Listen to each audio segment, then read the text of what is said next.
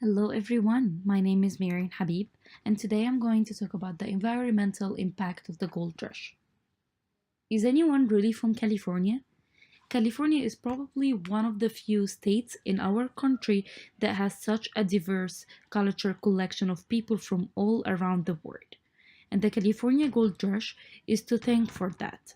On January 24th of 1884, James Marshall discovered the first piece of gold at Sutter's Mill, and a year later, James Polk announced it to the world, opening the floodgates of people coming to California in hopes to strike it rich.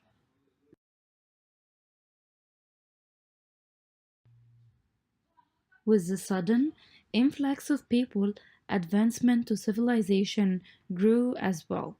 The gold rush was known as an equal opportunity provider. Race, sex, and origin did not matter when it came to mining. Anyone could own a mine in any location, even if it was on government property. And at the first, it was easily from the time the first piece of gold was found to California being recognized by as a state was only 2 years. The speed California grew and expanded was at speeds never seen before. Incoming people took over and made the state their own. Business owners quit their jobs to search for gold. Invention and parents were made. The market owners who decided to stay in business increased prices to amounts never seen before. And when miners were not finding what they wanted, they started dig deeper, destroying the land. The gold rush is a learning opportunity in many areas. It shows what hard work and deduction can do, and how a group of people come together and almost overnight made California an official state of the Union. Another lesson that can be learned in the value of land and property. After time passed, gold was not an easy to find as it was in the beginning, and new methods started to be used to try and find more. No one was thinking into the future or thinking about what impact would be on the land. They just wanted their profit. High powered water hoses were used to wash any mountains. Huge holes were dug into the land. California's landscape was destroyed even before it had a chance to grow and prosper. This actually leads into the next lesson of greed. The miners would do anything to get their wealth and did not care what was going on around them. Many of them sold everything that they had to make up the trip out west, arrived with nothing but their clothes. Some even closed down their own business. As soon as they got into California, they had to buy all their supplies. And yes, they were very available to buy, but because they were in such a high demand, the prices were huge. As a peak, a single egg would cost them equivalent of today $25.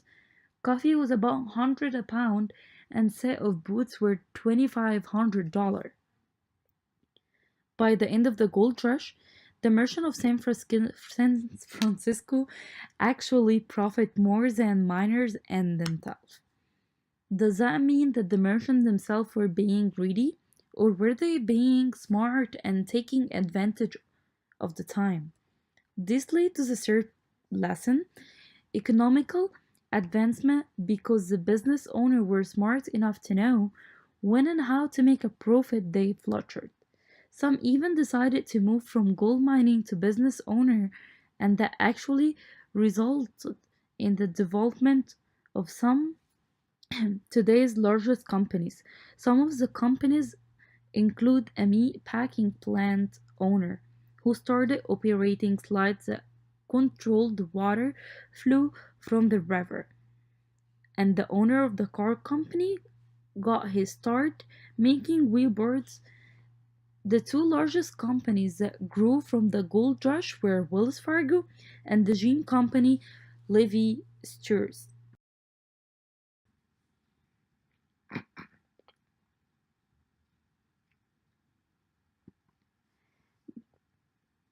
The greatest side effect of the California gold rush was the impact that it had on the land. At first, the gold was close to the surface and easy to access, but as the years went on, it started to become harder and harder. The height of the gold rush was in 1852, and the gold reserves were getting smaller and harder to reach.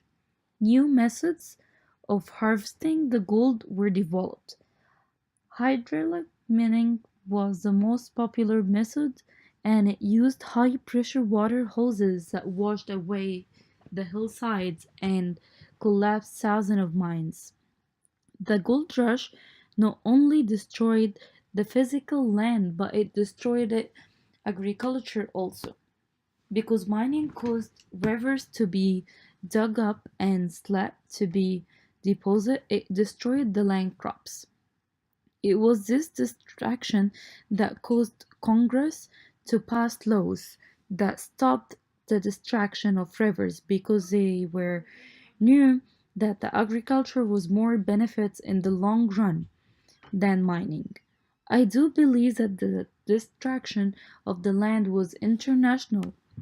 They were trying to get the gold, however, I do not believe they saw it was going to have the lasting impact that it did.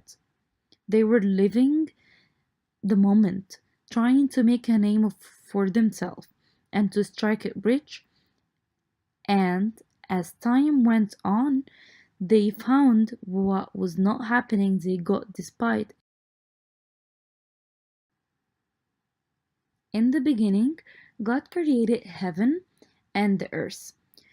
Genesis 1 1 to 31. And out of the ground the Lord God formed every beast of the field, and every fowl of the air, and brought them unto Adam to see what he would call them. And whatsoever Adam called every living creature, that was the name. Therefore, Genesis 2:19. Any believer of God knows he is creator of both the heaven and the earth and the all things living on it. Because of that, it needs to be valued. It's not only needs to be valued and cared for our current generation, but for our children generation and many generations to follow. The land we were given to is scared and should be valued as such. Greed and wealth should never hinder our judgment of that. Was the California gold rush a good thing or a bad thing? Was it worth destroying our state's land in order to hopefully make a lot of money? I guess that is up to you to decide. The gold rush was the largest mass immigration in America, bringing in over 300,000 people, transforming a rare region into a flourishing state with more and more developing towns and cities, and literally put it on the map. Roads, schools, churches, and entire towns were built to houses. The gold diggers, the same gold diggers that destroyed river, eliminating crops and turned the state into the land filled with holes and changed its face forever. Good or bad, the California gold rush is a part of history, and it has shaped California into the grand state with it today. Thank you so much for listening, and you guys have a great day.